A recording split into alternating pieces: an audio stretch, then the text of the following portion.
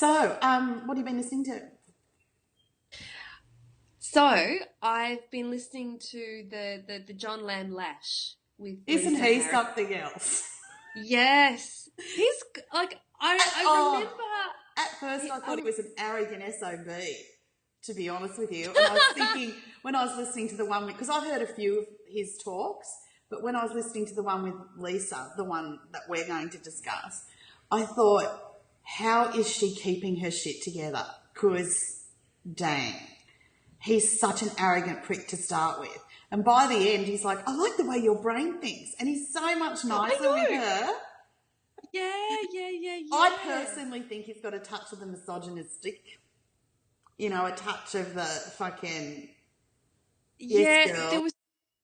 there was certain things that he said that I'm just like, I don't He's know how old he school, says. mate. He's real old school. His Yeah, talk's old I'm school. getting that.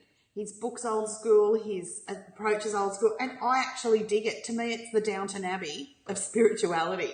Things have to be done properly. Yeah, he's very, very precise about things, isn't he? I mean, look, and I appreciate that he wants to be super, super clear and that he wants to kind of have everything in integrity. But yeah, his approach at times is interesting. Yeah. So for all you girls listening to it, just go through at least the first half hour. It gets better. Yeah, Okay. yeah. Hackles You, rise. you know, though, having because I've listened to the story of Sophia before, like through a different interview, and so I heard it With again him? after eight with him. Yes, but it was with someone else. This time round, I took it in again, and when I went for a ride with it, and really kind of had that perspective of that relationship with Sophia, it did change things a little bit. I have to admit, it's like my whole sense of self almost got richer by knowing that. It's an incredible story.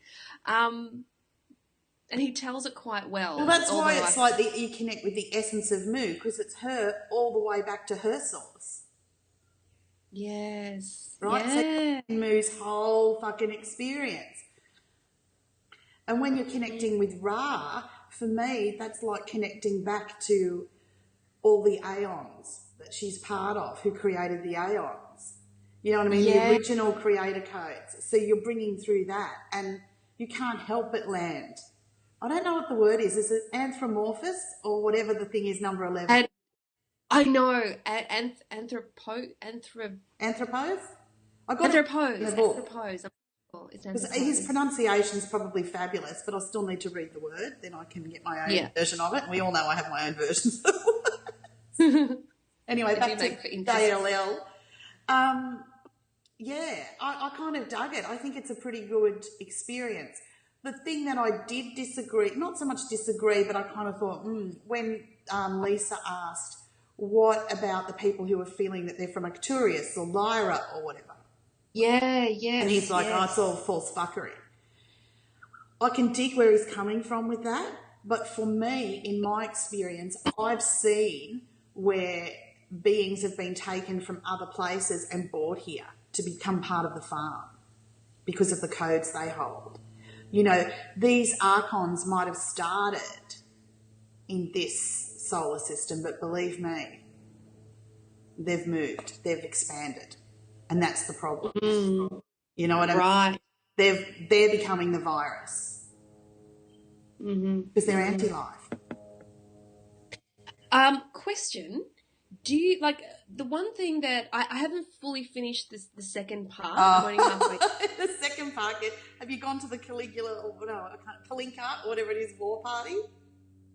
No, I don't think so. Okay. Okay, I'll get to that. I'm super interested. I fell asleep last night and I couldn't finish it. You really So I had have to a redo it. laugh?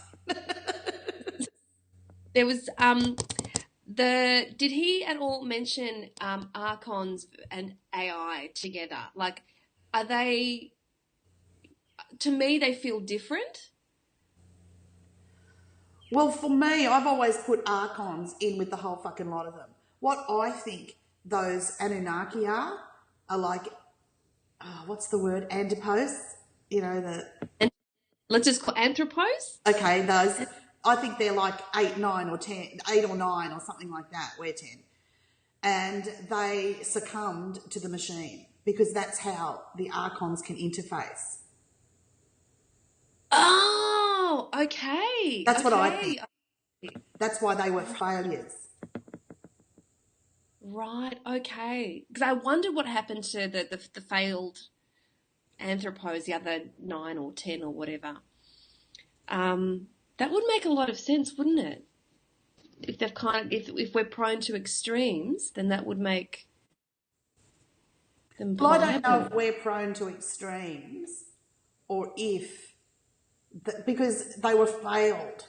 8, like up till 9 were failed experiences of race. Now, for me, Whether I don't think the Anunnaki are successful because they, one, do not have a source connection, so they can't, like a direct source connection, so they can't create for themselves, they've bred it out, right?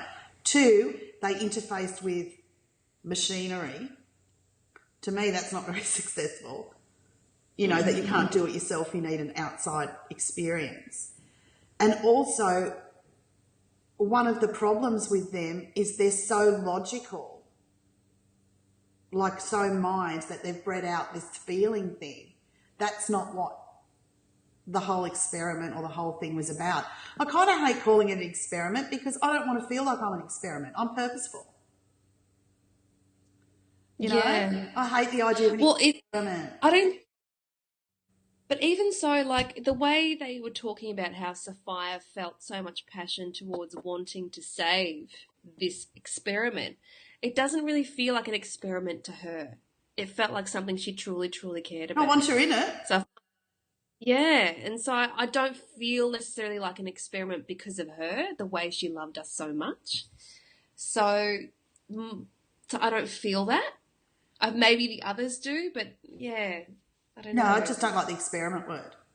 I mean, it was interesting because in the interviews, Lisa mentions Robert Morningsky.